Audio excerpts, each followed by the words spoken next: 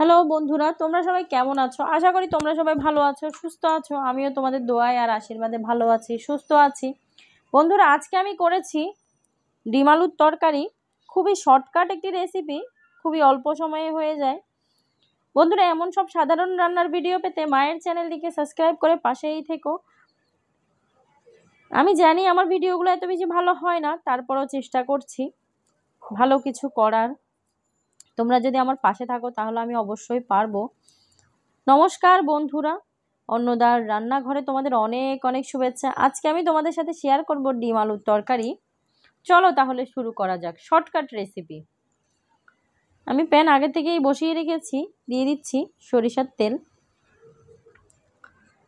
আমি ডিমগুলো ছিলে একটু হলুদ আর লবণ মেখে দিয়েছি। আমি ডিমগুলো প্রথমেই ভেজে নিব।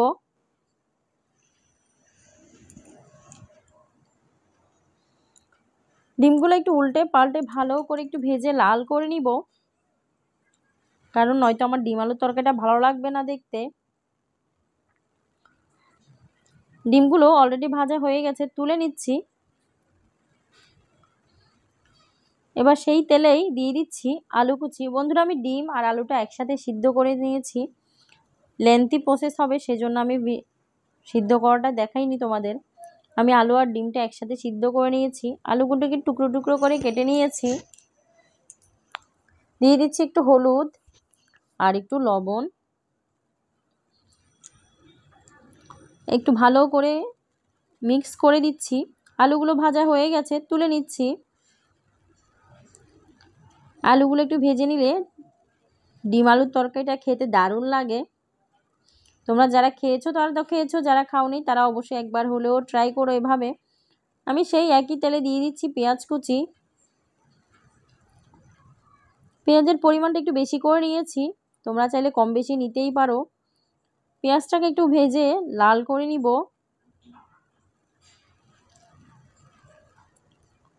পেঁয়াজটা একটু ভাজা ভাজা হয়ে গেছে, দিয়ে দিচ্ছি একটু আদা বাটা, রসুন বাটা,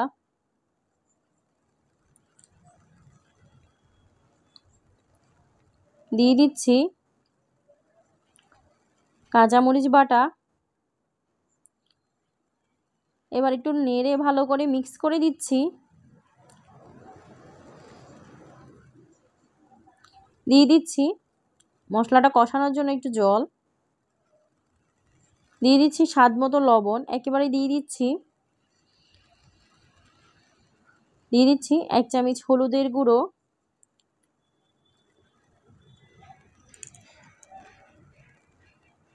আর 2 চামচ লাল মরিচের গুঁড়ো। বন্ধুরা, আজকে আমি লাল মরিচ দিয়ে রান্না করছি, তাই দেখো আমার তরকারিটা একদম লাল টুকটুকে হবে আজকে।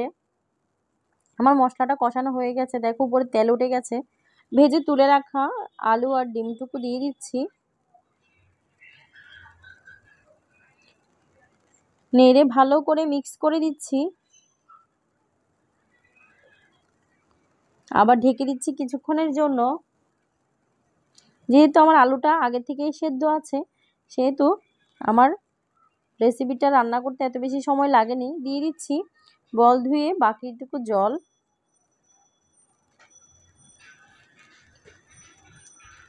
জলটুকু যতটুকু পরিমাণ মতো লাগে তোমরা ততটুকুই দিও, কারণ আমি একটু ঝোল ঝোল রাখবো, সেজন্য তরকারিটাতে একটু জলের পরিমাণটা একটু বেশি দিয়েছি। দিয়ে ঢেকে দিচ্ছি কিছুক্ষণের জন্য। ফিরে এলাম কিছুক্ষণ পর। বন্ধুরা দেখো, ভাব উঠে আমার ক্যামেরাটার সামনে একদমই ঘোলা হয়ে যাচ্ছে। বন্ধুরা, জিরের গুঁড়িটা আমি দিয়ে দিয়েছি, কিন্তু কোনো কারণে সেটা একটু স্কিপ হয়ে গেছে। দিয়ে দিচ্ছি ধনেপাতা কুচি। ধনেপাতা কুচিটা দিয়ে একটু নেড়ে ভালো করে মিক্স করে দিচ্ছি। তোমরা একটু জিরের গুঁড়িটা দিয়ে দিও, আমার এটা স্কিপ হয়ে গেছে।